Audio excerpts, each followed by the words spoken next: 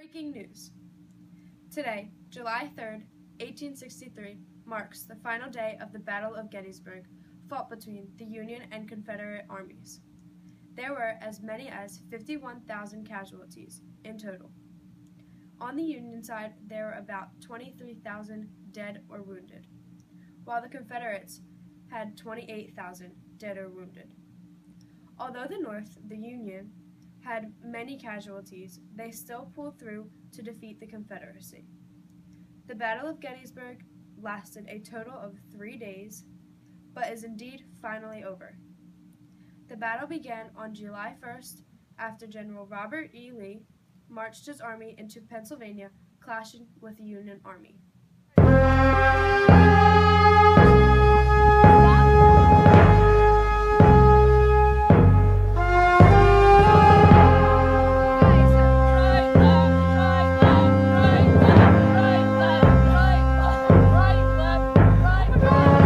As leader of the Confederate Army, Robert E. Lee opposed secession.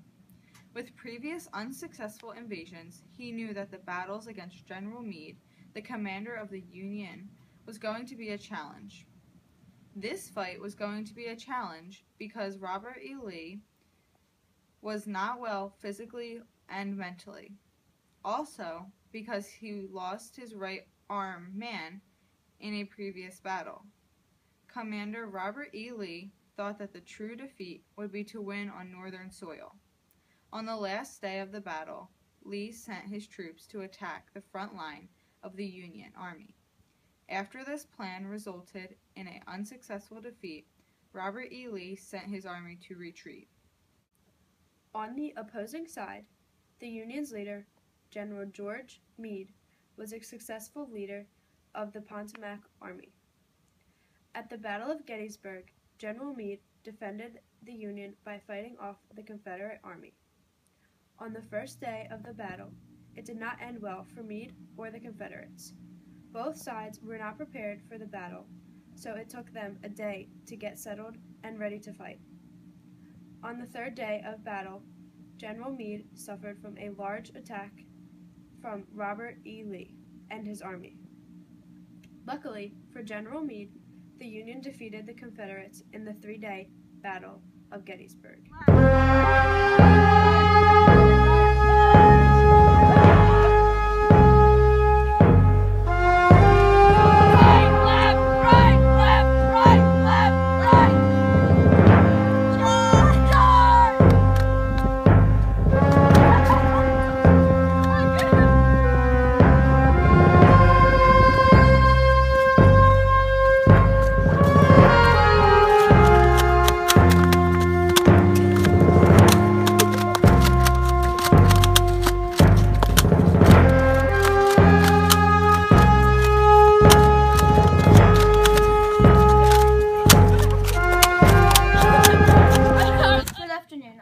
Confederate Army spy Belle Boyd.